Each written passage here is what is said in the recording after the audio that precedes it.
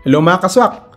So panibagong unboxing and review na naman tayo. So this time, i-review natin ito isa pang product galing from Lenovo.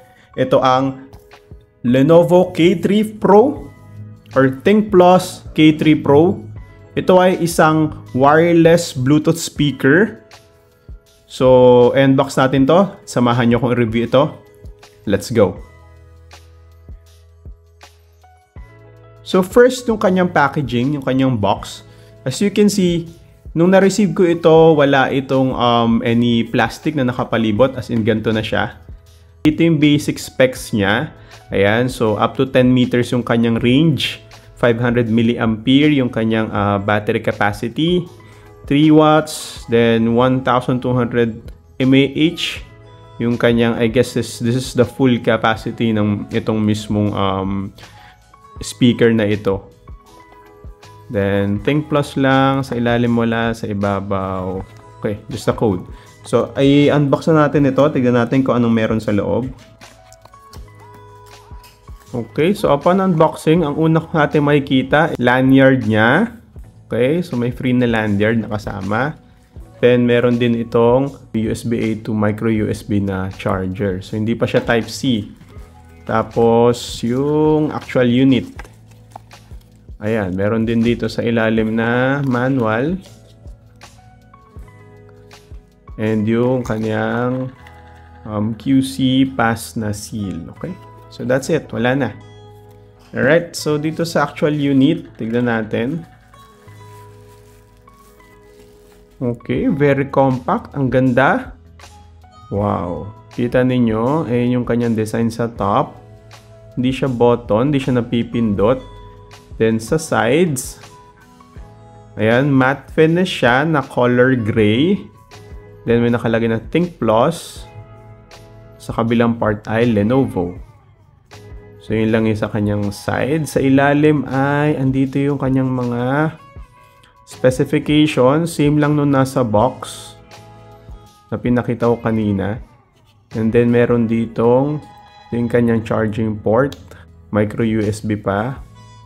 Tapos I think dito nilalagay yung lanyard Kasi kaya may lanyard of course para kung gusto mo siya isabit sa bag mo or gamitin habang nagmamaneho ka ng motor, whatever, you can use the lanyard. Tapos ito yung kanyang power button. Tapos ito ay next button. And pag nilong press mo to ay yung control ng volume. Tapos ito meron din ditong call answer button. Okay? Yes, may microphone po ito nakasama. Then ayan, back or next na button din. Tsaka ayan, play and pause button. Ayan. Kung may rinig nyo, very clicky. Malutong yung kanyang mga buttons. May rubber dito. Ayan. Mapapansin ninyo may rubber. Para pag pinatong mo siya, ayan, hindi siya ma-move. So, on na natin, no? Yun, lakas. Rinig niyo. So, upon long press ka lang nito, mga 1 to 2 seconds, tutunog na siya. So, ito yung kanyang speaker. Very cute. Sukatin natin to, no? Tignan natin. So, physical test, physical dimension. Ayan, nasa around 7.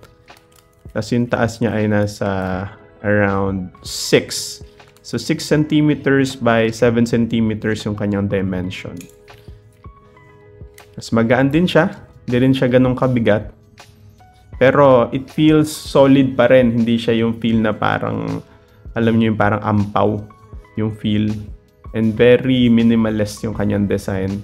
At hindi siya fingerprint magnet. Since matte finish siya. So, test na natin to. Connect na natin to sa ating device. Okay, so Bluetooth is turned on. Ayan, so na-detect na siya. Ayan, K3 Pro. ThinkPlus K3 Pro. So, connect natin.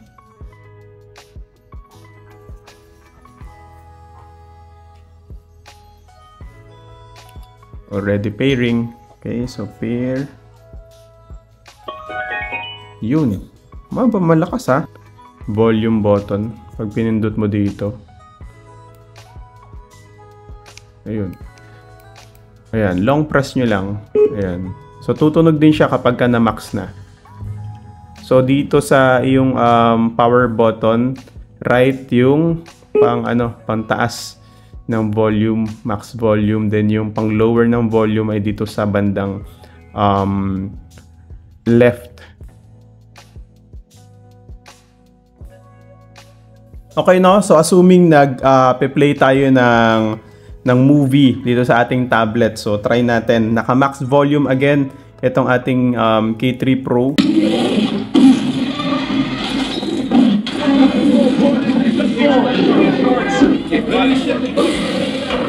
Sa music test naman tayo.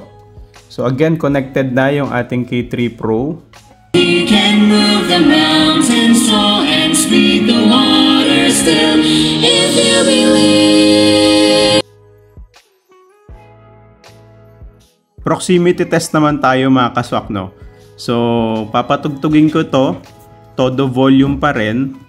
Tapos, punta tayo dun sa second floor.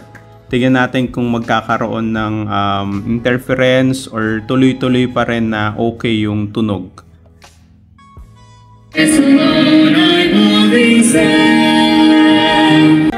Okay mga kaswak, no? So, nandito na ako sa second floor. Pero, wala pa rin kahit na anong interference, hindi naputol, walang kahit na anong distortion or whatever.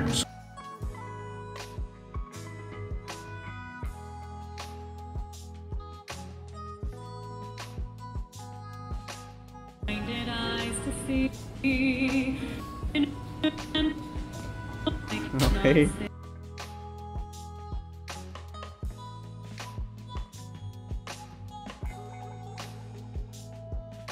Dahil sa wall and pintuan, doon nagkakaroon ng problema. So, labas pa tayo ng konti.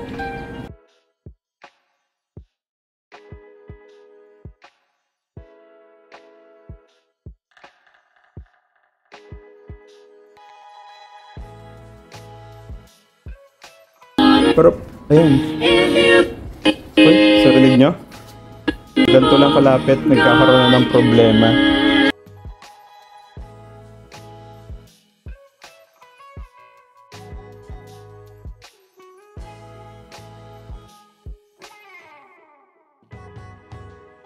Overall, itong Lenovo K3 Pro is a decent Bluetooth speaker. Compact at handy pero maganda ang performance. Di siya ganun kalakas pero sulit na rin of course sa price point niya.